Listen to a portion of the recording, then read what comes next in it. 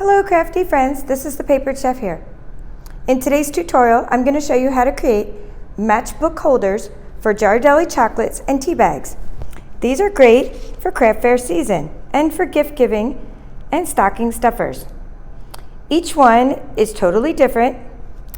When you open it up, you get your Ghirardelli chocolate or a tea bag, and each one has featured many different products, but all use this Santa's Workshop Designer Series paper.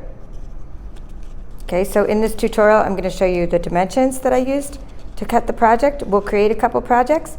I'll give you some tips, and I would like to go over some of our Stampin' Up! Products in our holiday catalog. If you'd like to request a catalog, because it's good until very early January, first, I think it's like the 2nd of January, then you can still order. Then please request one using the link in the description of the video. Okay, these are just little Santas on a wobble. And then sometimes I used candy cane season products as well. Okay, let's make a little bit of room. And I just want to show you the paper. Just quickly, if you've seen my brother scan and cut tutorials, then you've seen that I've cut a lot of this paper already. But this is the Santa's Workshop Designer Series paper. I'm on pack number 3. I absolutely love this stuff. If you have a brother scan and cut, these cut out so beautifully, these little patterns, and you just get loads of embellishments that you can use for your projects. Okay, we'll keep this piece off to the side because it's very suitable for the project that we're doing. I'm going to keep a piece of this polka dotted elf paper. Anytime you have small patterns, that makes, and same with this one, these are great for those tea holders. And these are great. This pattern here is great for making your labels using your pretty label punch. And the paper is so awesome. It's also 3D. It's flocked paper. F-L-O-C-K-E-D. Flocked. Has a little fuzz on it. So gotta love that. Candy canes and more great paper for cutting out with the brother scan and cut. All of these great patterns. And the color that I stamped a lot with is called Poppy Prade, because Poppy Prade is a type of red that coordinates perfect with the sweet. So that's why I stamped a lot with it. So I kept the piece of paper out that we need, and let's go ahead and cut the first piece. So what you need is a piece of 7.25 by 2.75 piece of paper. And I'm going to put this in the description, and we'll also go over that slowly, and I'll probably try to do 2 of these in this video, depending on the whole length of the video. So before I go and cut my 7.25, we need to, in fact, I'll just turn it over so you can see. I'm already facing wrong. You need to make sure that your long way is your pattern. So 7.25, okay, right there. You want your pattern to be the long way, because when you put this in the matchbook, that's the part you want to show. Okay, so now we got our long piece. 7.25. Now we're going to say 2.75. which is a great width for fitting many of the embellishments on this paper. So 2.75, a little closer, and there's our piece. Okay, so now we're going to start to score. We're going to lay this on, and we're going to, instead of using the cutting tool, we're going to use the scoring tool. Okay, but you have to think about this for a second before you do this, and I'm going to show you what I mean by having a couple samples here. I'm about to score, I'm about to make a matchbook. But after I fold over the top, I want it to be facing up. So I want the matchbook, if I do this, it's not going to work. Okay? If I do this, it will work. Then when I fold it over, the pattern is facing up. Okay? Just like in this one. Okay, so knowing that, I'm going to go ahead and score the little piece first, okay? I'm going to score the little flap at the bottom first. And you're having, if you're just going by this side, it's 0.75 inches, but I'm just going to give you the lengths up here on this side. So you got 6.5 inches up on that side. I'll put this in the description, whether you have a scoreboard or the Stampin' Trimmer. I'll give you both descriptions. So you want 6.5, then you want 3 1/8 inch. Okay, just a little past the 3 1/8 inch, and then you want 2 7/8 inch. And when you make a lot of these, you'll just memorize the pattern, and then you're going to score. See, I did it correctly, and my project is not upside down, so that's good. That's a good thing. So now let's just go ahead and staple. I like my little craft stapler. It comes with all different color staples. I'll have a link to my little craft staple in the description, but this little green matches. Comes with all kinds of colors. Let me try to see if I can grab these without them falling all over. I keep it out because usually these colors match my Stampin' Up projects. They're not made, it's not made by Stampin' Up, but there's all this different color staples. Or you can use silver staples, it really doesn't matter. All right, so now we're gonna just, grab a chocolate, and I'll just grab one from another container. And what I'm gonna do is I'm gonna put one removable glue dot on my chocolate. Okay, you put that on the back of your chocolate. And you're just using a removable glue dot on the back of your chocolate because you don't want the chocolate to rip the paper when someone takes it out of the package.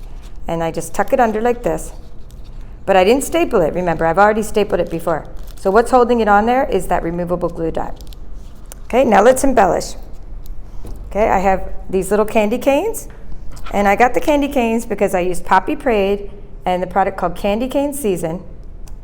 And I stamped the candy canes in Poppy Parade using my stamping block.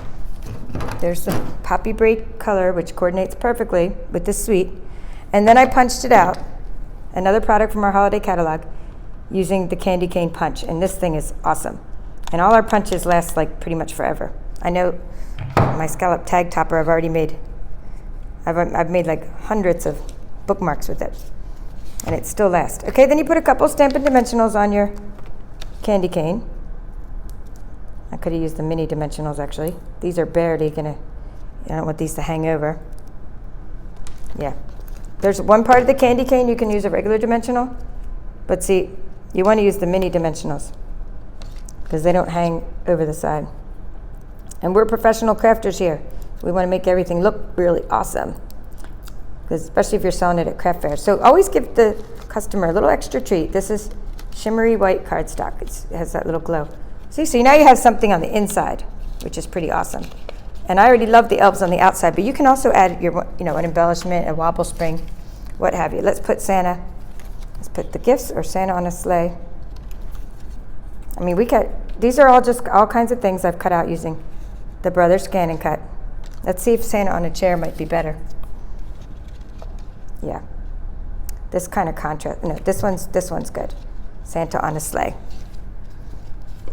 Okay, so I'm just using what's called a wobble spring. I put a lot of my things on wobbles. I've done Witch on a Wobble in a different tutorial I had. Okay, and I will link to my wobbles in the description. But just to show you, the wobble just takes it that extra step further with 3D. It's better than dimensionals because look, I mean, how cool is Santa? You can still see the elves behind him, and you're giving someone a really cool treat. Now you put some, you stamped, your sentiments. I've been stamping Be Jolly a lot and For You. I punch out the For Yous with the little 3/4 inch circle punch. Is what I've been using, and I just stick him on a dimensional and just stick him up in the corner. I like it when it hangs off a little bit, see, but not the adhesive. Don't let the adhesive hang off. And then tuck him under, and you have a completed matchbook. Okay, awesome. And just want to now go over it with a scoreboard because some of you might be a little confused because you might not have the Stampin' Trimmer. A lot of my crafty friends maybe don't even do Stampin' Up. You don't have this product and you're like, well, you're going to make me do math backwards, blah, blah, blah. No, we're just going to get another piece. You have your trimmer, you've cut sorry, we've done that. 7.25, right? We've already done that part. 7.25 by 2.75. Okay? Yeah, 2.75. I got to get rid of the score and use the blade. Okay, so there. So there's our piece. Now we're going to use just a regular scoreboard. I think this is like some kind of retired product. Maybe it's not retired. It's from Martha Stewart, and there goes my score tool. It just rolled across the table. So let's see if I can get far enough without losing my microphone. Okay, so we have a score. We have our score. Now I just want to show you. So, because I just make sure I'm doing this right too. I want the pattern to be upside down. Okay, like this, because we're going to start with if we're going to start with 0.75, well, let's see. We want the top to be folded over later, okay? Just let me show you what I'm talking about, the concept. We're going to have the long side folding over later and this folding up, and it's going to look awesome. Okay, so we want to make sure that the pattern is like upside down or facing that way. I just always like to keep one there while I'm watching TV as a reference to make sure that I have the pattern facing the right way. All right, so you're using a scoreboard now. You're not using your Stampin' Trimmer. And you're just going to go in there and go 0.75. That's your first score mark. And then you have 4 1/8. And then you have 4 3/8. And that's it. So you have 4 1/8, 4 3/8. And then let me get closer. And you have, let's see, I'm going to fold along the score lines. And there we fold up the bottom. Okay?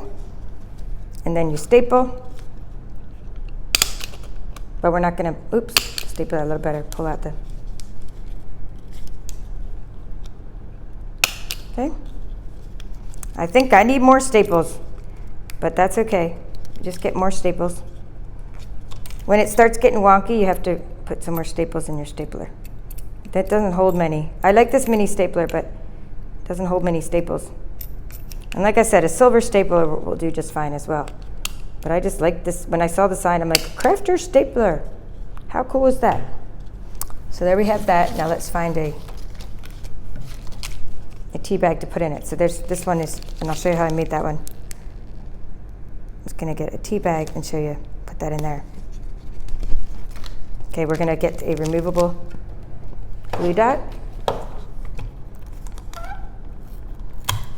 We're going to stick one glue dot on the back of our tea bag. Just like so. You can see the little glue dot. And we're going to put it in our holder. Like that. We're going to tuck it in, just like that. And we're going to stick it on there. And so that's great. Now we can tuck that under, and we can embellish. And I'll show you some other. So this one was created using the Pretty Label Punch and the Christmas Traditions Punch Box in our holiday catalog. Okay, so that's that punch box with the sentiment. Okay, punch box, stamps, punch block, Stampin' Spots. Okay, that's made with that. Then I used the Pretty Label Punch to punch it out. And I just had another one of those to use for this. Of course, here we go. I was going to put that on the inside. Okay, so that's on the inside. So it says, let's get rid of this for you. We're going to get rid of that one and use this one in the inside. That's the Pretty Label Punch, but not the punch box. I don't know what happened to. No matter how many times I leave things like sit right here next to me, when I make a video, like everything gets buried and disappears when you start using your supplies. And sometimes just have to improvise.